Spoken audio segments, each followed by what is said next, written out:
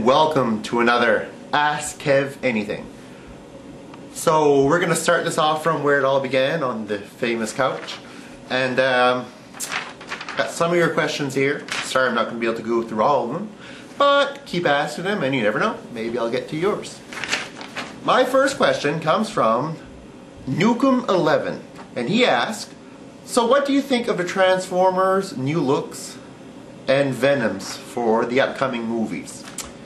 I could do a review, I could do a video just on that topic, but I'll give you the gist of it.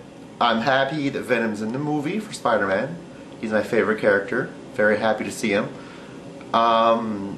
People are saying Topher Grace, bad choice, should be bigger, should be more muscled. Well, you know, Ultimate Venom, Eddie Brock was a scrawny little guy, so we'll have to go with that for this one too.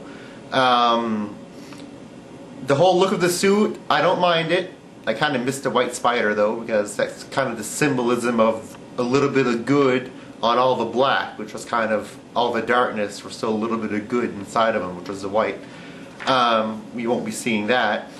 And Venom's suit actually has some of the webbings on it, which is kind of to follow continuity of the way Spider-Man's black suit looks in the movie. So I understand why Sam Raimi is doing all this, and I agree to it. I think it's still going to look cool. As for Transformers, I love the preview. I love what I'm seeing. There's only, well, there's one big thing that I don't like, and I've voiced this opinion from the get-go. I don't like Megatron's head.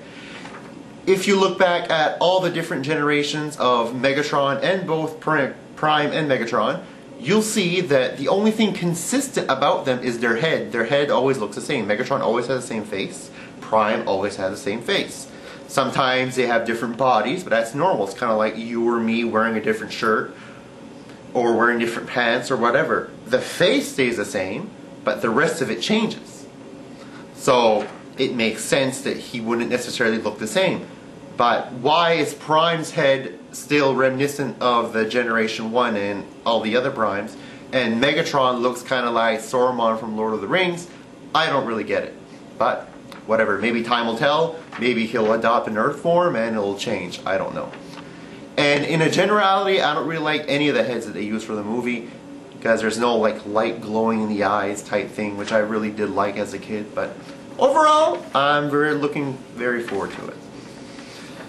Next question is from Outsider506, and he asks, if you were a Marvel superhero, what would your power be, and what would be your superhero name? The power that I've always been the most fascinated with, and one that isn't like a long shot, like flying and stuff like that, you know, stuff that probably never will happen. Something that could happen is invisibility. Because what better power, for either good or evil, could you possibly use better than invisibility? You can be anywhere, see anything, do anything you want, and no one would ever know. It's perfect. And he asked, what would be my superhero name? Well, since my name is Kevin and I'm not very creative, we'll have to go with Special K. Kind of like the cereal. It's a great way to start your day. Next question from Nujavad28, and he asked, who would win a fight between Mary Jane Watson Parker and Gwen Stacy? I do love Gwen, but for this fight I'm going to have to go with Mary Jane, because she had a lot more time to develop her character. We know she's got a mean streak. Gwen was kind of always a little prissy and whatnot, so I think Mary Jane would win that fight. Now, Golden Age asks, before it's too late for what? Are you going to give up the reviews or the general pop culture analysis? What this is because on my last video, my last teaser trailer for this Ask Kevin, I said before it's too late. He's asking, basically, are we going to abandon this whole segment or abandon my whole philosophy on pop culture and whatnot? And no, we're not. I'm a huge fan of pop culture. I'm a huge toy fan, comic fan, the 80s, nostalgia, music, anything to do with the 80s I love. Even the hair, well, very slightly, but anyway. Next question is from Lynx is Rooted, and he asks, Kevin, can you review more Transformers? Yes, I can.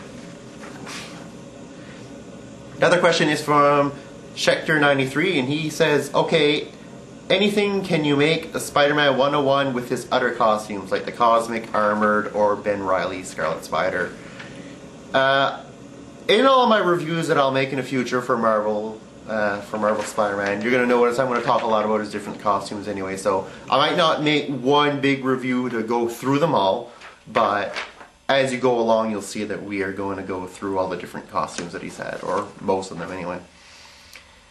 Our next question is from Nukem11 again. He had 2 questions, so we're going to let him get the second one in here, just for fun. And he says, can you make a Gambit 101? Come on, you know you want to. Do it for the Remy fans. Well, Nukem, I could do one. I'm not really sure, you know. I think you're referring to this guy over here. So, yeah, maybe I'll do one, maybe not. I'll see. Probably will, but I don't know.